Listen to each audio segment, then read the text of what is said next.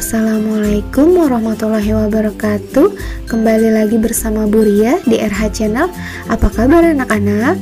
Semoga kalian selalu dalam keadaan sehat.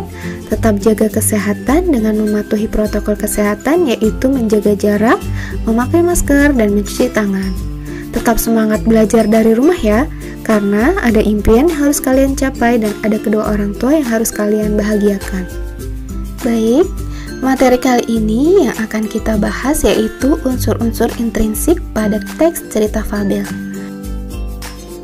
Adakah yang sudah tahu apa itu unsur-unsur intrinsik? Unsur intrinsik yaitu unsur-unsur pembangun sebuah cerita yang berasal dari dalam. Kalau dari luar disebut unsur ekstrinsik. Kali ini yang akan kita bahas hanya unsur intrinsik di dalam cerita fabel. Unsur-unsur intrinsik pada teks cerita fabel itu ada 7. Yang pertama tema, kemudian latar, yang ketiga tokoh, yang keempat alur, yang kelima sudut pandang, yang keenam amanat, dan yang terakhir yaitu gaya bahasa atau majas. Penasaran kan penjelasannya seperti apa? Yuk, mari kita belajar bersama. Yang pertama yaitu ada tema. Apa sih tema itu? Tema adalah masalah inti yang merupakan dasar dalam sebuah cerita atau bisa dimaknai sebagai gambaran cerita. Yang kedua yaitu latar. Latar dibagi menjadi 3, yaitu ada latar tempat, latar waktu, dan latar suasana.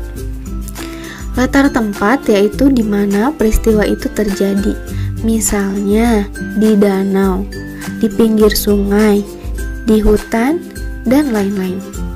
Kemudian ada latar waktu. Latar waktu adalah kapan peristiwa itu terjadi. Bisa siang hari, bisa malam hari, atau zaman dahulu kala. Pokoknya kata-kata yang bisa menggambarkan waktu itu adalah masuk ke dalam latar waktu. Yang terakhir yaitu latar suasana. Suasana apa sih yang dimaksud? Suasana yang dimaksud yaitu suasana yang terjadi atau suasana yang meliputi sebuah peristiwa di dalam cerita tersebut. Contohnya panas yang terik, dingin yang mencekam, menyedihkan, menyenangkan, dan lain-lain. Setelah latar ada tokoh. Nah, kalian sudah tidak asing lagi pastinya dengan tokoh.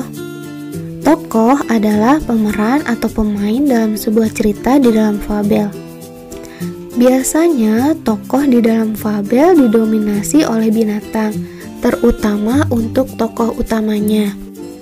Meskipun di dalam cerita fabel terkadang ada tokoh yang bukan binatang.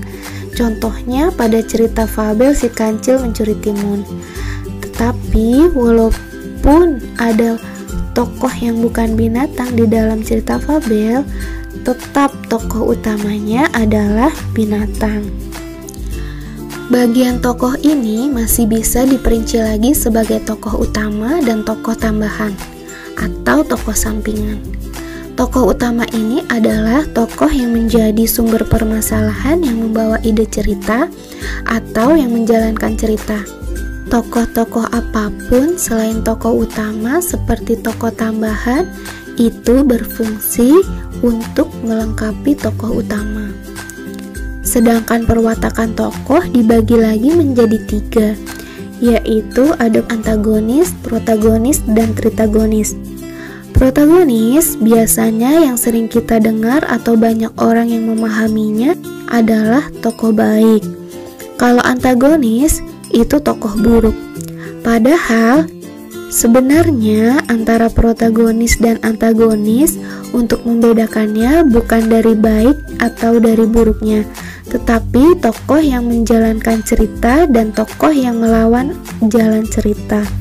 Kalau yang menjalankan cerita itu disebut tokoh protagonis. Jadi dia mengikuti dalam menjalankan cerita utamanya.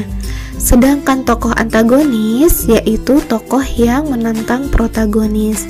Kemudian tokoh tritagonis. Tokoh tritagonis yaitu tokoh yang menjadi penengah. Unsur intrinsik yang selanjutnya yaitu ada alur. Alur merupakan urutan atau rangkaian kejadian di dalam sebuah cerita. Alur dibagi menjadi 3, yaitu alur maju. Alur maju, alur yang jalan ceritanya runtut dari awal sampai akhir. Sedangkan alur mundur, yaitu alur yang jalan ceritanya mundur. Jadi dari awal pertama cerita sudah masuk penyelesaian, kemudian masuk ke komplikasi, dan terakhir orientasi. Kemudian ada juga alur campuran. Alur campuran yaitu gabungan dari alur maju dan mundur.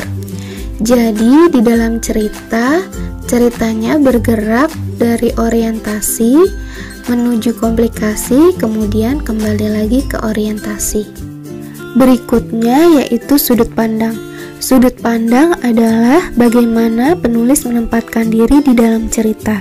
Dalam materi ini kita hanya akan membahas sudut pandang orang pertama dan sudut pandang orang ketiga.